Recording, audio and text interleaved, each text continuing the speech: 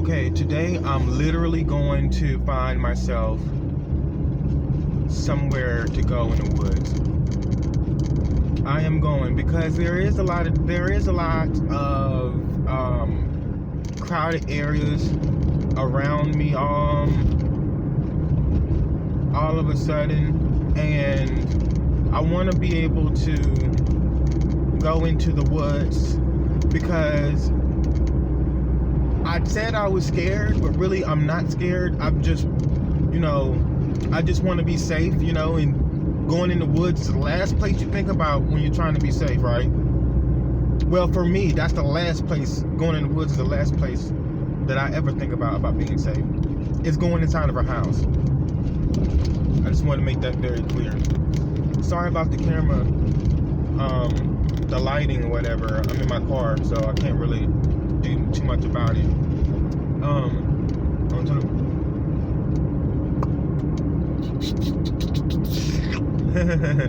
But no,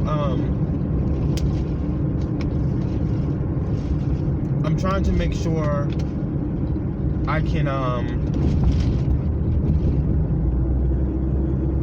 I got a few errands to run today. Well, not a few, just one errand. Well, okay, I got a few errands, but I'm not going to be moving around too much. I'm trying to find a stable place, and it looks like I'm going to have to try my best to work with what I have. I also need to shave. You can see that I need to shave under here. I need to go get an electric shaver, so just in case I'm not near an outlet, I'm able to shave, because I have to live out of my car, which is okay because it's better than being in the shelter, and it's if I can speak correctly, it's way better than being inside of a shelter, and it's a whole lot better than living inside of a tent. I'd rather sleep in my car because it blocks all of the cold air, and you can go whenever you please. I mean, you can with the tent also, but still, you know what I mean. Oh yeah, I'm still waiting on the Salvation Army to give me a contact on the availability now. I got approved to be at the Salvation Army, thank God. I'm so glad, because I didn't even know that the Salvation Army had a new location here in Greensboro. Like, I didn't. I've been to all the Salvation Armies, and then, someone told me that they just built this one. I'm like, oh my gosh, that's fantastic. I would love to go there. Why didn't anybody tell me? I'm like, well, Chris, they just built it. So they couldn't have told you. But they did tell me last month, and I am available to be there whenever they're telling me to go. I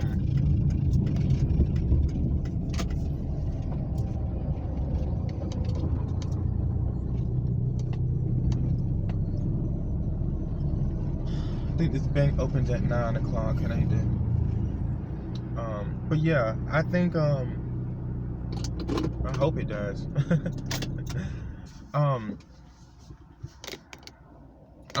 really waiting on the Salvation Army to contact me because, well, they've already contacted me, but they say that they were going to contact me again whenever a bail is available.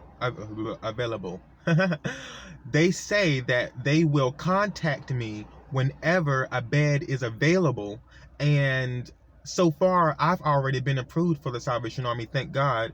But it looks like I haven't received a phone call from them yet, of course, but not of course, because a representative from one of the offices at the Salvation Army reminded me that there would be a phone call given to me whenever a bed is open. So basically, they just opened up and they're full. That's my observation, because they just built the Salvation Army. So, there's another Salvation Army down the street from where I currently am, and it looks like they are also full, but they've been there for a long time, and I've decided to go in that Salvation Army before I wanted to head down to a regular shelter, a men and women shelter, because there's some shelters that are just for men, then there's some that are just for men and women, then there, of course, there are family shelters. But I'd rather be at a church shelter because I feel a lot more safe. Now, I'm not sure if any other shelters are, well, so far, all the other shelters that I've been to have housed people, but they were in dangerous, like, situations, dangerous conditions. And I've been trying to sugarcoat a lot of stuff. Okay, there've been dangerous people there that they've been housing, and I didn't see them housing people like me. You know, I would see them housing people who have been probably incarcerated, and that's fine. You know, your past is your past, but I haven't seen them help anyone as quick as someone who is repeatedly doing the same trouble-like characteristics over and over to show that they're trying to better themselves. It's like they house them type of people first before they would house someone like me, which is weird because I'm going to utilize the resources the way that it's given to me the right way and get out of there and get established. And some people have just abused it and continue to let people just give to them and not try to build themselves. And then they get there and they stay there, and I'm like, well, why not me? You know? So that's why I wanted to go to a church, because I feel like there would be more understanding about a person who has the personality that I have and the characteristics. And anyone can pretty much, with a good heart, with a good mindset, anyone can pretty much see that I'm trying to do my best, and I'm able to explain what's going on in my life, and I'm able to justify how I can use my resources to get out of the situation that I'm in so that I can be able to be established. And some people know that already and some people don't, but whenever I explain it to people, you know, the right person with the right mindset will understand it and they will help me.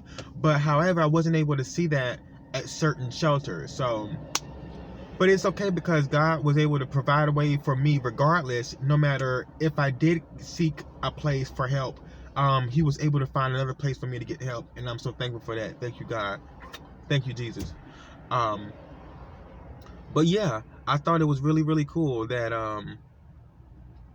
that the Salvation Army called me, because I really desperately need a place to lay my head. I would love to be inside. She said, I told her, I said, you know, you can take your time. I said, I'll be in my car just waiting for you to call me back. And she said, no, sweetheart, I'm not going to take my time. I'm going to make sure you get a bed because you need to be off the streets. I said, thank you. Really, I said, amen. Then I said, thank you so much, because I really, really appreciate her for maturing the situation by me not being so gullible to give in about how hard someone may work for me. Because sometimes, you know, one guy told me, he said, you know what, Chris, when you get your check, because I was working one time, I was in the shelter, and I was going to work every single day. I was waking up extremely early before anyone just to get out there and go to work, because it kind of like, well, I didn't want to see myself, you know, not work, and then I didn't want to see myself be overlooked in the shelter when I know I was up against other people who was utilizing the things that they were given the wrong way. And everyone has a different way of overcoming the situations, you know, and I'm not in anyone else's shoes, but common sense, you know, and I'm able to tell. But some people can't really make it because of the lifestyle or what they've been through, or because of what they're holding on to, and the inability to change because of circumstances, which is absolutely, you know, not unbelievable. It's believable, because anyone who has a mindset that is enabling them to adjust to things that they are used to, that's not really enabling them to grow, it's a habit. So that's my reason for explaining that the way that I just did. But however, I do want to mention that when I was working in the shelter, I was getting up every morning to go to work, and one guy spoke to me. His name was Clyde, and he was really, really interesting because he did not look like a type of person who was struggling or that was in the shelter. He kept himself apart. He was very, very well dressed. He was so cool, very nice. And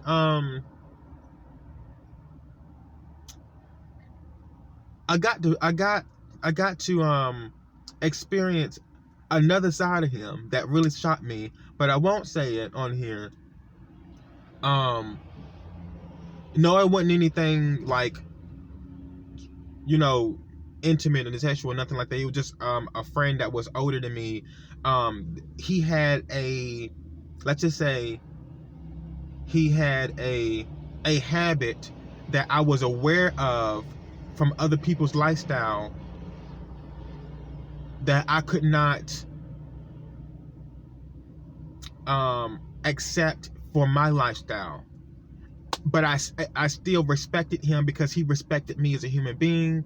All the way into that one time he opened up about how he really felt, not about me, but about himself, a little bit about me, but he was still a nice person. He was still well dressed. He was still carrying himself like as if whatever he'd done behind closed doors didn't happen. And that is very deep and symbolic and very obtainable, because that's someone you would want to that is somebody that you would want to partially imitate, because it's a time and a place to express certain things, and it's a time and a place to demonstrate the way that you feel, which is the same thing. But long story short, I just want to move on.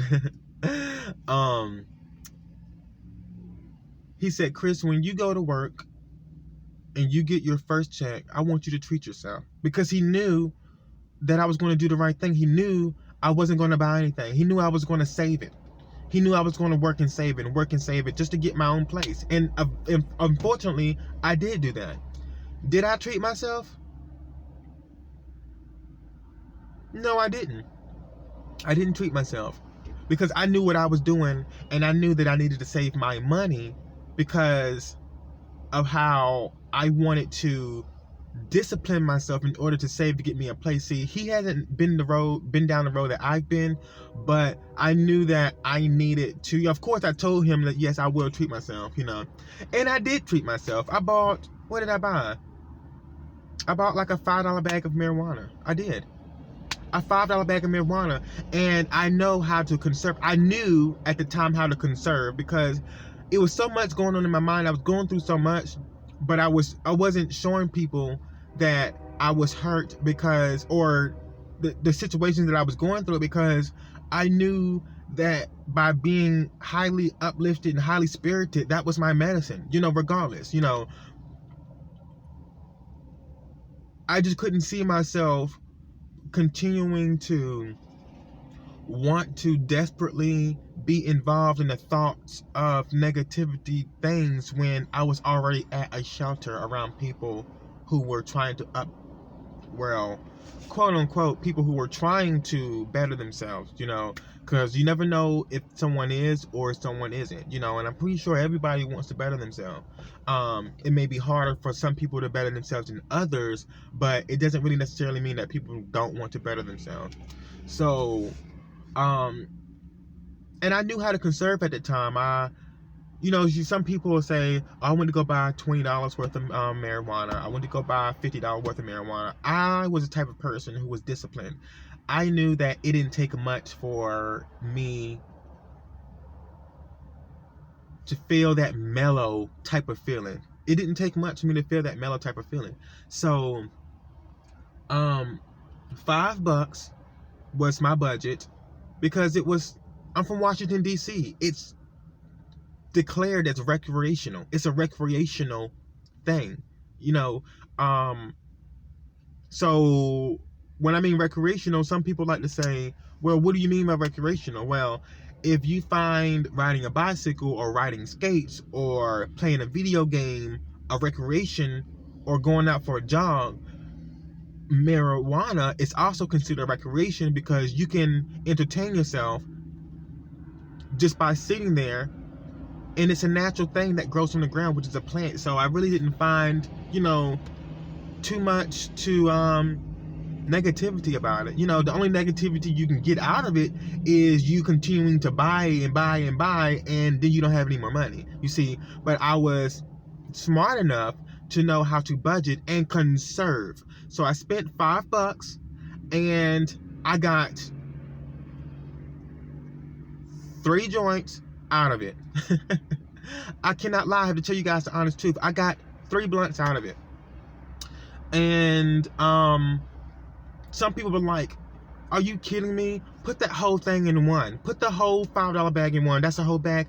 Yeah, but if you're trying to conserve and you know it doesn't take much for you to get a mellow feeling from it, and you know that you want to save your money and you need to manage things, you know, that matters too, you know, because that could turn into a habit, and you don't want that habit to overtake your budget. You know, you want your budget to overtake your habit if you're trying to conserve and save and get established, especially if you know you have to do what you have to do in order to better yourself. No one else can tell me, but only I can tell me. I can listen to other people and apply their knowledge to my life the best way that I can, and that's about it, you know. But that's what I wanted to say. And believe it or not, that $5 lasts me 2 days, 2-3 days. Yep, 2 to 3 days, sometimes a whole week, because I did not need it. I just needed something to block out. Even though nothing's blocking out anything, I'm still going to feel no matter what. But I just wanted something to mellow me and relax me out, because I'm not a drinker. You know, I've never been a drinker. You know, if I was with someone and they had probably some champagne or wine, I wouldn't drink it. But if someone was like, come on, Chris, come on, let's just, you know, have a celebration, you know, it doesn't take much for me to feel whatever substance is going inside of me, and that is an alcohol. And I don't want to call it substance because it's not a chemical. Well, the alcohol might be. I'm not even a drinker, so it doesn't even apply to me. It's just that, you know, say for instance, if someone give me a can, I would probably drink 1 can. I know, not probably. I would drink 1 can and that's it. Like right here, a small can.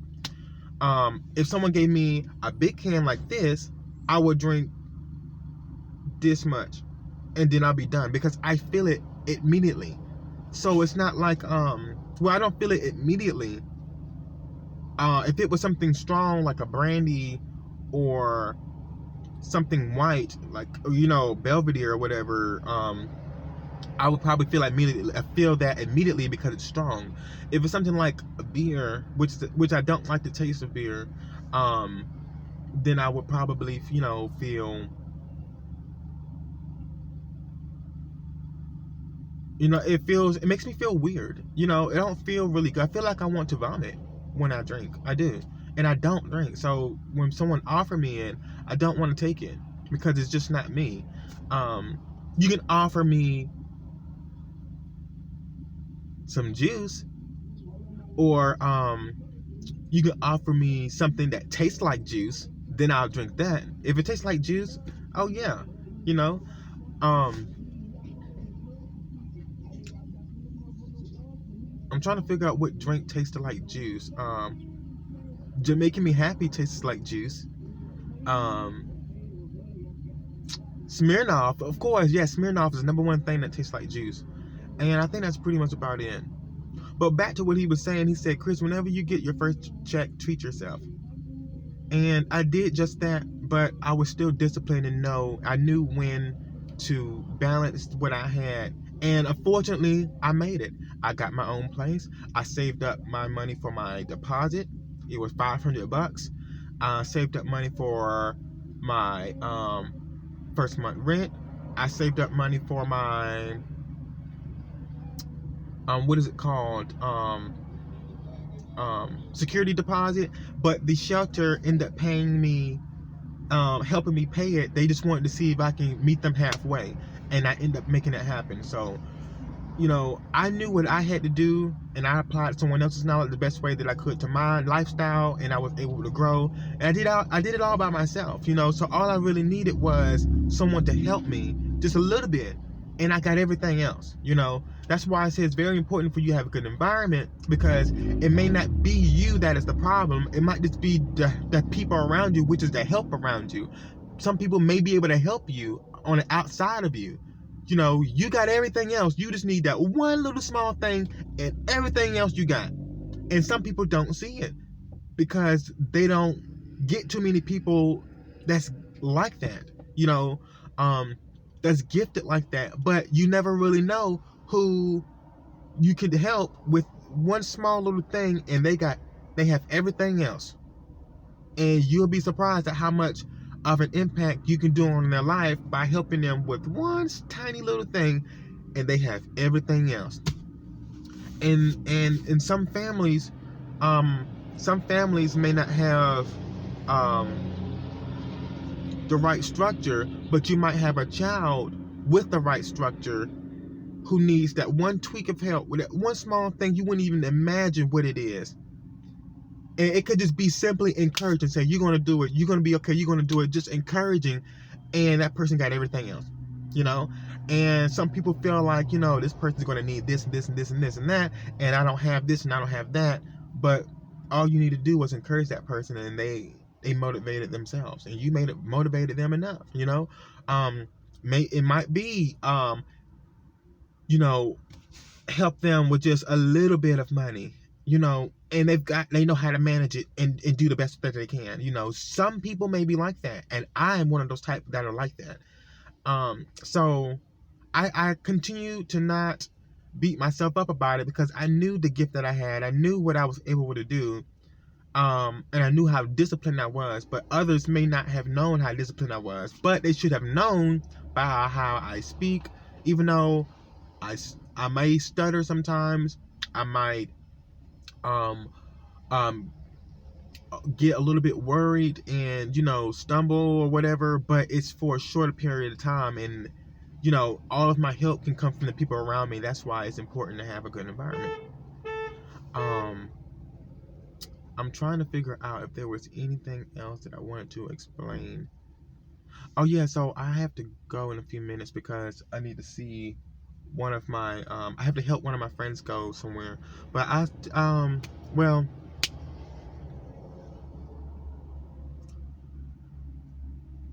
I'm going to help a former friend of mine go to the doctor, and I'm going to give her a ride to the doctor. And not former, I would still say that she's a friend. That I'm so used to using the word former, but she's currently a friend because we went to church together. And no, I no longer go to church, but I still consider her a friend because she has helped me in the past and in the present. So I really appreciate that.